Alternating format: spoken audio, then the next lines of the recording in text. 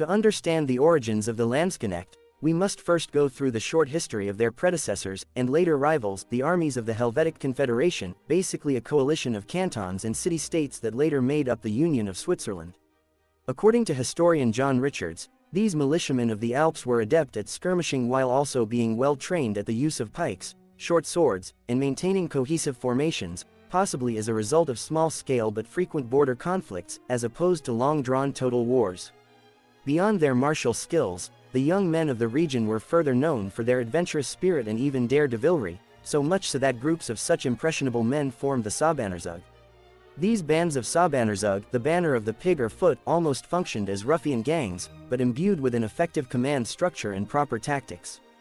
Furthermore, the city-states tended to employ locally famous noblemen, Schultheiss, or other veterans to command units of Swiss militias, thereby signifying the provincial yet highly efficient version of easily musterable armies. In essence, the effectiveness of these Confederate armies not only stemmed from their inclination towards pike drills and martial skills but also from their sheer motivation to fight alongside their neighbors, friends, and even family members. So, during times of war, the bands were easily organized and then joined to make larger forces, numbering around 10,000 men, which were further streamlined with dedicated divisions and battlefield roles. And it was this intrinsic nature of cohesiveness that allowed the Swiss Confederate armies to score astounding victories over their far richer and better equipped opponents, like the Burgundians in the 15th century. An interesting political development in the late 15th century allowed the Holy Roman Empire to gain control of Burgundy, which lost its own king in 1477 AD.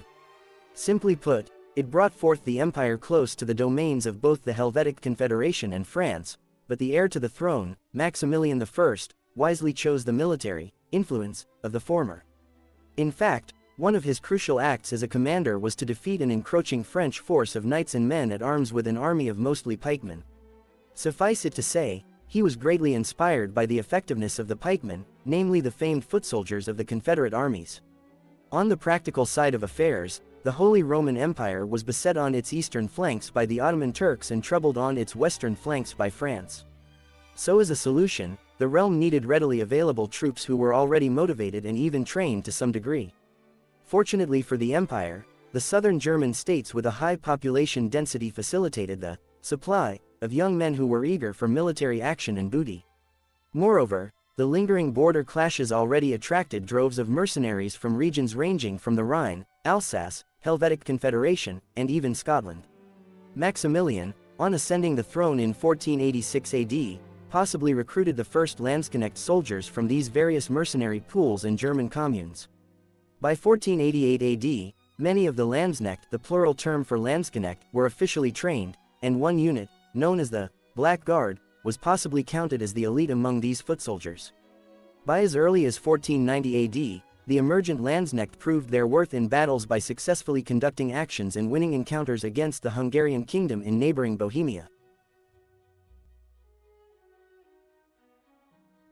Almost mirroring the recruitment of the Swiss militias who fought against Burgundy, the Landsknecht soldiers were enticed into the ranks by men of influence, power, financial means, and even personal charisma. Some of these men, known as Obrist Colonel, were basically military veterans with street smart, business experience, and as such, they performed a crucial role that bridged the gap between a commanding officer and a paymaster. As was often the case, the greater nobles and even the emperor were short of expendable cash during times of war, and in such chaotic scenarios, the Obrist, with his business acumen, stepped up to maintain a fighting unit of Landsknecht, who were paid by raising bank loans and even from the colonel's own pocket. And while this may seem to be a risky endeavor in terms of money, over time, the Obrist's own pay or commission directly ascertained from the imperial revenues after the conflict more than made up for temporary financial doldrums. In terms of numbers, a regular Landsknecht was paid around 4 guilders per month, while for a high-ranking Obrist the figure reached 150 times that value.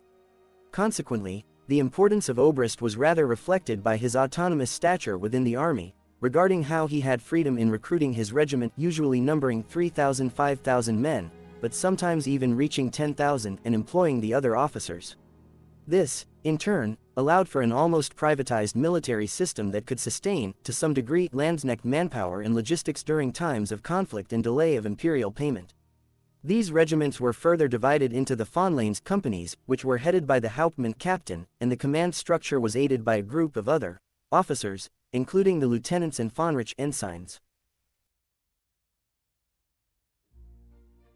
The Burgundian army that suffered its defeat at the hands of the Helvetic Confederation was an adequately equipped and well-trained army. In spite of such qualities, they were outmaneuvered by the Swiss Confederate militias because of the latter's sheer sense of cohesiveness, morale, and motivation to fight as solid formations of foot soldiers. Maximilian's Landsknecht were certainly modeled after the Swiss, and this is even reflected in the backgrounds of the young men who joined the ranks of well-drilled pikemen and foot soldiers. For example, as opposed to peasants, it was the middle-class city apprentices who were keener to join the Landsknecht, possibly because of stricter guild laws that dissuaded them from having their own workshops. Similarly, many areas of Germany and Austria had a population explosion, so much so, that even the younger, third, sons of wealthy families, denied their inheritance and enticed by both pay and potential plunder, were known to have joined the Landsknecht banners. To that end, as historian John Richards mentioned in his book Landsknecht Soldier 1486-1560, the extremely poor folks were rather weeded out, since the Landsknecht had to initially pay for his equipment, which cost around 14 guilders. He covered this cost from his monthly allowance sold of 4 guilders, which was higher, at least in the initial years, than the income of the stonemasons and laborers working in the cities.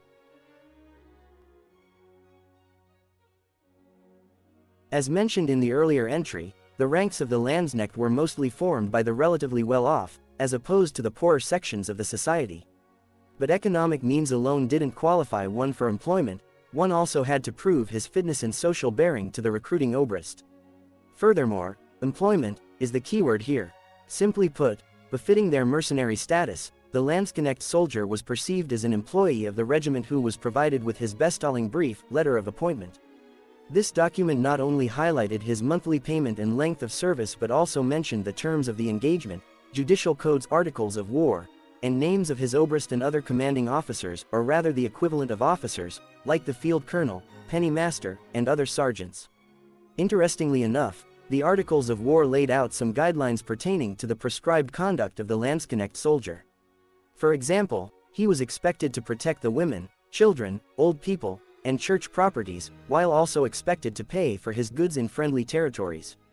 As for his soldierly discipline, the Landsknecht was only allowed to plunder when told to do so and expected to limit his gambling and alcohol consumption to manageable levels. Furthermore, he was not to desert or run away from the battlefield on pain of execution, even if his payment was delayed till 2 weeks or some vague timeline. In terms of armor, the regular Landsknecht soldiers or pikemen went rather light, with simple breastplates with tassets, thigh guards, and steel skull caps, thus allowing them to focus on handling larger, 14-18 feet length, weapons like pikes, usually made of ash staves with steel heads. On the other hand, the experienced Landsknecht, known as Doppelsoldner, double pay man, whose group formed the core of the formation, was armored more heavily and armed with the vicious Zweihander, two-handed swords, poleaxes, Kriegsmesser longswords, and halberds. Such varied weapon types were accompanied by side arms, including the renowned Katzbalger, cat skinner, swords with S-shaped quillons, crossbows, and later arquebuses. Among these, the Katzbalger was perceived as the iconic weapon of the Landsknecht, so much so that even contemporary Swiss illustrators depicted such weapons to differentiate the Landsknecht from his rival, the Reisläufer, Swiss pikeman. In terms of a general role, the Landsknecht soldiers mostly comprised the pikemen, and thus their standard battle formation pertained to the use of blocks of massed pikemen, much like their Swiss predecessors and rivals. However, it can be argued that unlike the Swiss, or rather Confederate soldiers, the Landsknecht were not overly dependent on the melee capacity of their pikemen. In that regard, we know of Landsknecht preferring to hold their pikes at shoulder height, whereas the Swiss tended to hold them overhead at an angle for better offensive maneuvers.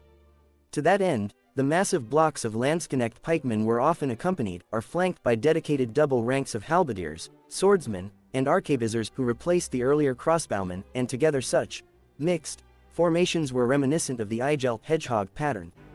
During the reign of Holy Roman Emperor Charles V, the Landsknecht pikemen and swordsmen were aided by the Spanish arquebusiers, thereby resulting in formations that were at once defensive and yet tactically dynamic. In essence, this somewhat solved the outdated and rather inflexible maneuver of massed pikemen advancing and deciding battles, since such foot soldiers were easy targets for the enemy artillery, especially in open battlefields. Consequently, there were occasions when Spanish cannons focused on the enemy Swiss halberdiers, while the imperial Landsknecht were used to mop up the remnants of the tattered foe. In other scenarios, like in the Battle of Pavia, 1525, the Landsknecht also proved their mettle in offensive tactics by advancing into enemy positions in spite of suffering significant casualties.